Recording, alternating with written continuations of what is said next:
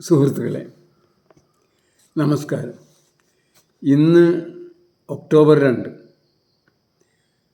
മഹാത്മാഗാന്ധിജിയുടെ ജന്മദിനം.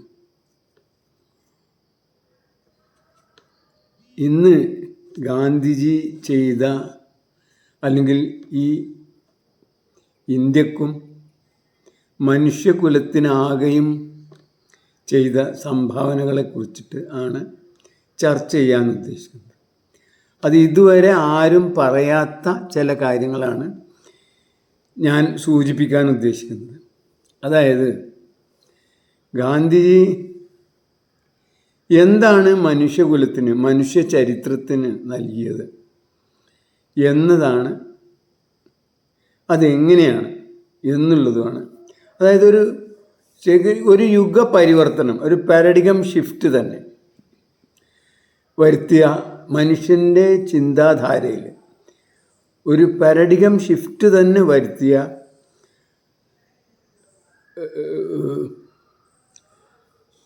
ഒരു പ്രവാചക തുല്യനായ മനുഷ്യനാണ് ഗാന്ധിജി എന്നാണ് ഞാൻ സമർത്ഥിക്കാൻ ശ്രമിക്കുന്നത്. എങ്ങനെയാണ് യഥാർത്ഥത്തിൽ ഈ മനുഷ്യകുലം എന്ന് പറഞ്ഞാൽ എന്താണ്? നമുക്ക് എല്ലാവർക്കും അറിയാവുന്നതാണ്, ഈ ഭൂമിയുടെ ഉപരിതലത്തിൽ, അല്ലെങ്കിൽ ഭൂമിയുടെ തൊലിപ്പുറത്ത് അനേകതരം ജീവികളുണ്ട്. ജീവനുള്ളതാണെന്നും ജീവൻ ഇല്ലാത്തതാണെന്നും, ജീവൻ ചിലപ്പോൾ ഉണ്ടാവും ചിലപ്പോൾ ഇല്ലാത്തത് പോലുള്ളത് മുതൽ സജീവമായും ജീവൻ്റെ എല്ലാ സ്വഭാവങ്ങളും ലക്ഷണങ്ങളും ഉണ്ടാക്കുന്ന കുറേ ജീവികളുണ്ട്. ഈ ജീവികളിൽ എന്താണ് മനുഷ്യനുള്ള പ്രത്യേകത? മനുഷ്യനുള്ള പ്രത്യേകത എന്താണെന്ന് വെച്ചാൽ, ഒന്ന്, അവന് ഒരു സാമൂഹ്യ ജീവിതമുണ്ട്. വളരെ പ്രകടമായ, വളരെ ആസൂത്രിതമായ, സുസംഘടിതമായ ഒരു സാമൂഹ്യ ജീവിയാണ് മനുഷ്യൻ. അതോടുകൂടി തന്നെ മാത്രമല്ല, ഏറ്റവും വലിയ പ്രത്യേകത എന്താ വെച്ചാൽ, അവൻ പ്രകൃതിയെ മറികടക്കാനോ അല്ലെങ്കിൽ പ്രകൃതിയുടെ നിയമങ്ങൾ ഉപയോഗിച്ച് പ്രകൃതിയിലെ കാര്യങ്ങളെ കൂടുതൽ എളുപ്പത്തിലാക്കാനോ ശ്രമിക്കുന്ന ഒരു ജീവിയാണ്. അതായത് ഉപകരണങ്ങൾ ഉണ്ടാക്കുന്ന ജന്തുവാണ്. ഈ ഉപകരണങ്ങൾ ഉണ്ടാക്കുന്നതോടുകൂടി യഥാർത്ഥത്തിൽ ഉണ്ടായതെന്താ വെച്ചാൽ,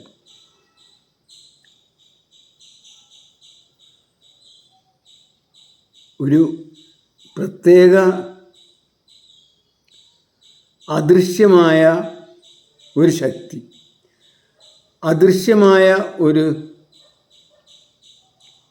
ഒരു സ്രോതസ്സ്, അത് പിന്നെ മനുഷ്യനെ സ്വാധീനിക്കാനും മനുഷ്യൻ്റെ ജീവിതത്തെ പൂർണ്ണമായിട്ടും അപഹരിക്കാനും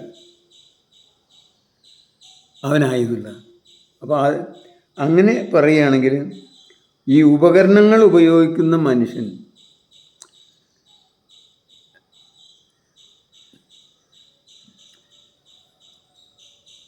മനുഷ്യനെ തന്നെ ഉണ്ടാക്കാനായിട്ടുള്ള, മനുഷ്യൻ്റെ ജീവിതം കൂടുതൽ സുഗമമാക്കാനായിട്ടുള്ള അനേകം ഉപകരണങ്ങൾ ഉണ്ടാക്കി.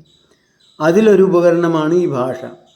ഈ ഭാഷ കൈവശം വന്നതോടുകൂടി അവന് ഇല്ലാത്ത വസ്തുക്കളും, സ്വപ്നത്തിലുള്ള വസ്തുക്കളും, സങ്കല്പത്തിലുള്ള വസ്തുക്കളും, ചിന്തയിലുള്ള വസ്തുക്കളും ഒക്കെ അവന് കൈമാറാനായി.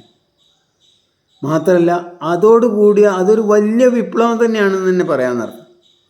ഈ ഭാഷ എന്ന സിംബോളിക് ഇൻട്രാക്ഷൻ, അല്ലെങ്കിൽ പ്രതീകങ്ങളുടെ വിനിമയത്തിലൂടെയുള്ള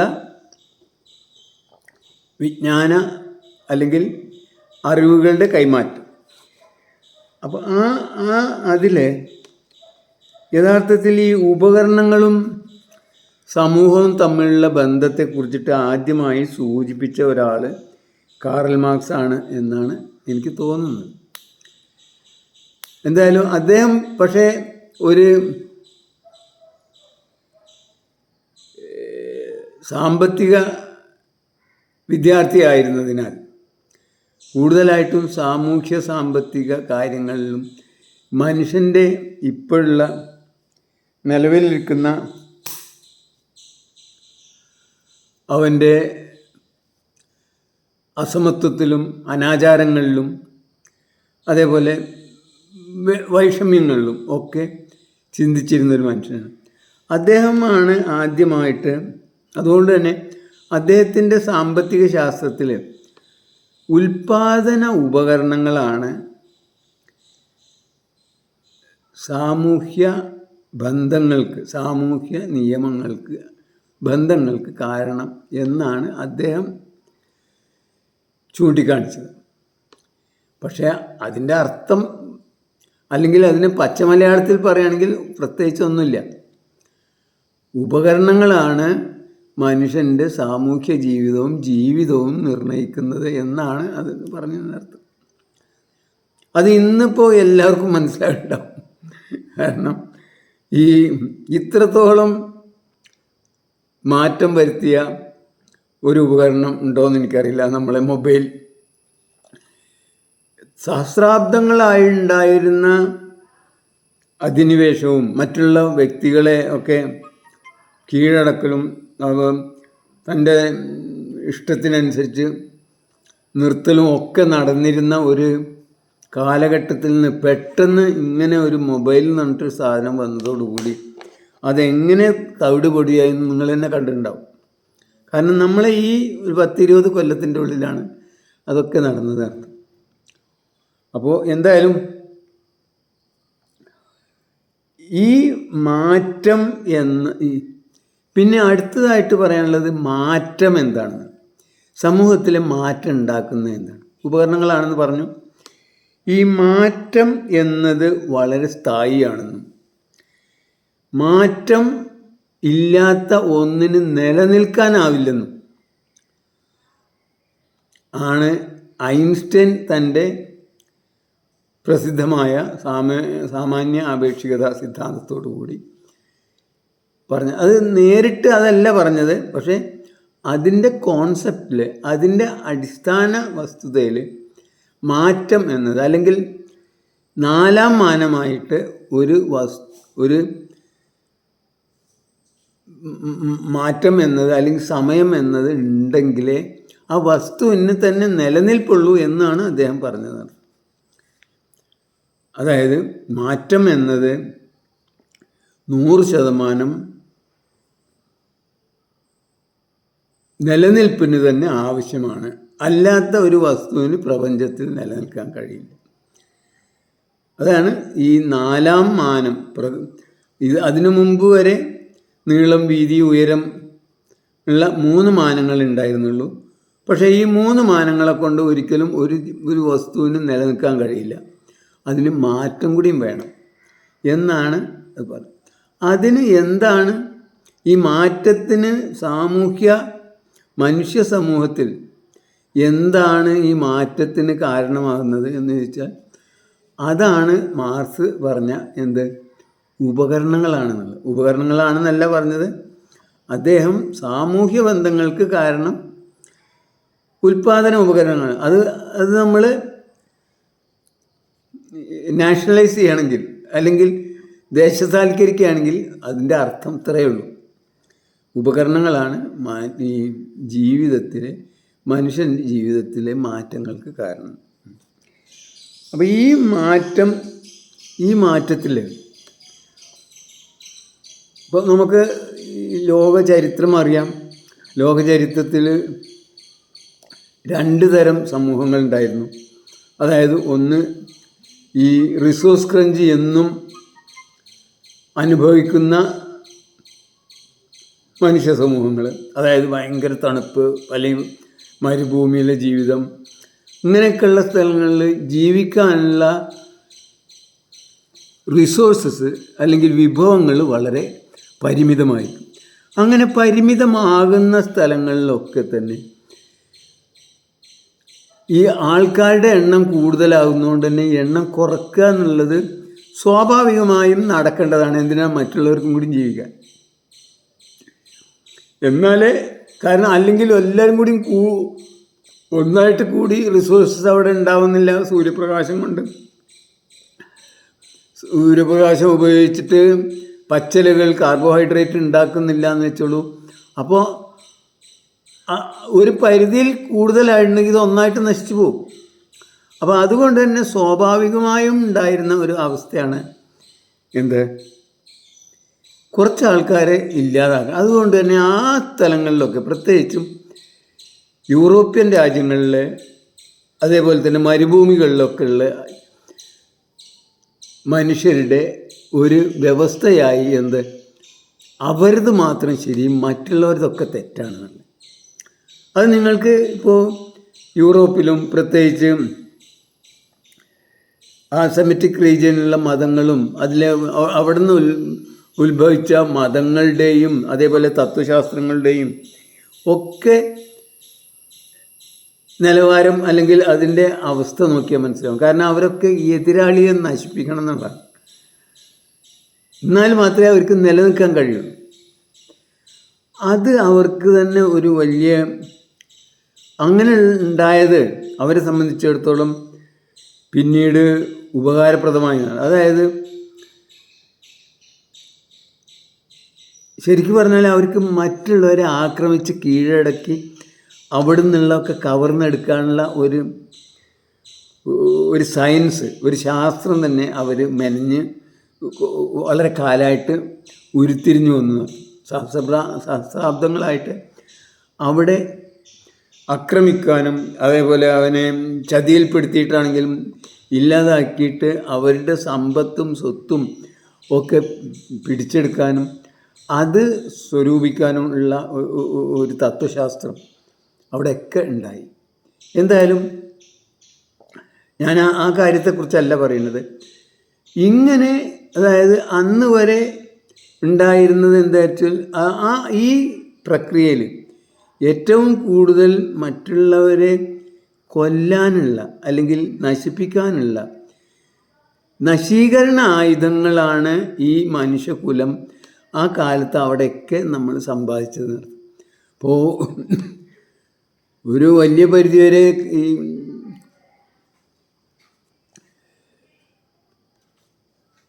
ഇന്ത്യയിലും അല്ലെങ്കിൽ ചൈനയിലും ഒക്കെ ഈ ശാസ്ത്രം പുരോഗമിച്ചെങ്കിൽ പോലും അവർക്കൊന്നും മറ്റുള്ളവരെ ആക്രമിക്കണമെന്നും കീഴടക്കണം എന്നുള്ളത് ഉണ്ടായിരുന്നില്ല. ഇപ്പോൾ ഉദാഹരണമായിട്ട് ഈ കൊളംബസിൻ്റെ യാത്ര തുടങ്ങുന്നതിന് 100 വർഷം മുമ്പ് പോലും ചൈനയിലും അതിനേക്കാളിലൊക്കെ എത്രയോ വലിയ സമുദ്രയാത്രകൾ നടത്തിയിരുന്നു.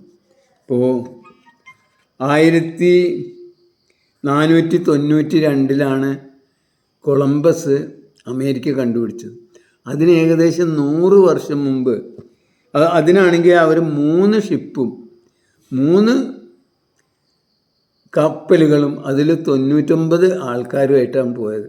നേരെ മറിച്ച് അതിന് 100 വർഷം മുമ്പ് ചൈനക്കാർ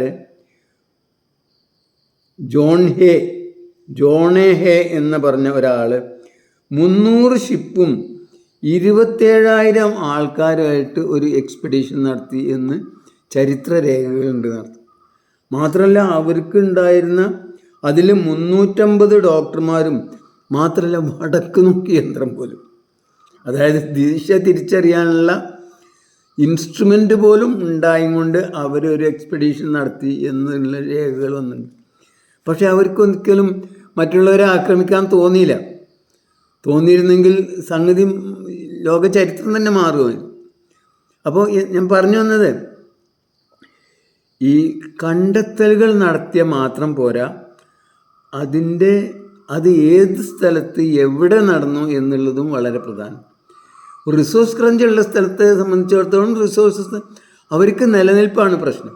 ആ നിലനിൽപ്പിനായിട്ട് അവരത് ഒരു കവർച്ചക്കും അല്ലെങ്കിൽ മറ്റുള്ളവരെ കീഴടക്കുന്നതിനും അവിടെയൊക്കെ അധിനിവേശം നടത്തുന്നതിനൊക്കെ അവർ ഉപയോഗിക്കാം. അപ്പോൾ അതാണ് ഞാൻ പറഞ്ഞു തന്നത്. അപ്പോൾ അങ്ങനെയുള്ള ഈ മറ്റുള്ളവരെ കീഴടക്കുന്നത് നമ്മൾ മാനവകുലത്തിലാകെ എടുത്ത് നോക്കിയാൽ അതിൻ്റെ, പ്രത്യേകിച്ചും ഈ പാശ്ചാത്യ രാജ്യങ്ങളിൽ എവിടെയൊക്കെ എപ്പോഴൊക്കെ പുതിയ പുതിയ ആയുധങ്ങൾ ഡിസ്ട്രക്റ്റീവായിട്ടും, ഇപ്പോൾ എന്തിനിപ്പോൾ നമ്മളെ കുതിരയുടെ ആ ജീനിയിൽ കാല് വയ്ക്കുന്ന ആ ഒരു ചെറിയ സാധനമുണ്ട്, അത് കണ്ടെത്തിയ സമൂഹം അതില്ലാത്ത സമൂഹത്തെ കീഴടക്കിയ ചരിത്രം ഇന്ന് അനലൈസ് ചെയ്തിട്ടുണ്ട്. ചരിത്രത്തെ അനലൈസ് ചെയ്ത ഒരു ഹിസ്റ്റോറിയനെ എൻ്റെ പഠിത്തം ഞാൻ വായിച്ചു. അപ്പോൾ ഞാൻ പറഞ്ഞു വന്നത്, ഓരോ കണ്ടെത്തലുകളും ആ കണ്ടെത്തിയ സമൂഹത്തിന് ഒരു പ്രത്യേക പ്രാമുഖ്യം നൽകുന്നു. അതുകൊണ്ട് അവർക്ക് മറ്റുള്ളവരെക്കാൾ കൂടുതൽ ഒരു ആധിപത്യം കിട്ടാനുള്ള സാധ്യത തെളിയും. ഇങ്ങനെയുള്ള ഈ ഒരവസ്ഥയിൽ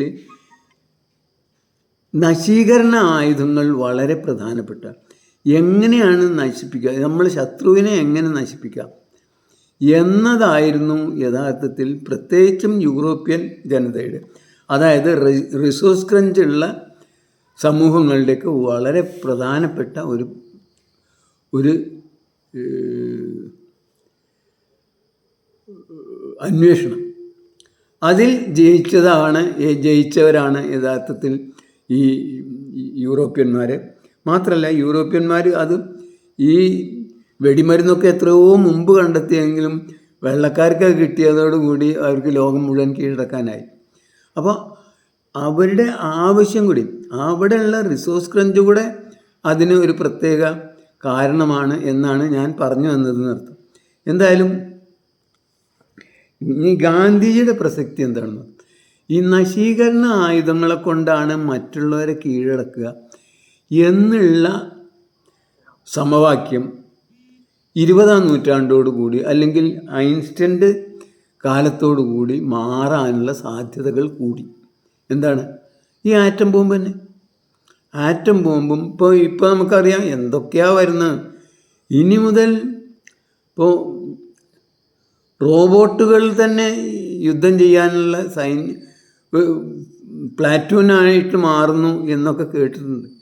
ചൈനക്കാർ റോബോട്ടുകളുടെ ഒരു സൈന്യവ്യൂഹത്തെ തന്നെ ഉണ്ടാക്കിയിരിക്കുന്നു. അതേപോലെ തന്നെ പല പല പല പുതിയ ആയുധങ്ങളും വന്നിരിക്കുന്നു. അത് ആറ്റം ബോംബിൻ്റെ കാര്യം പറയണ്ട. ആറ്റം ബോംബ്, റെയിൽ ഗൺ, അതേപോലെ തന്നെ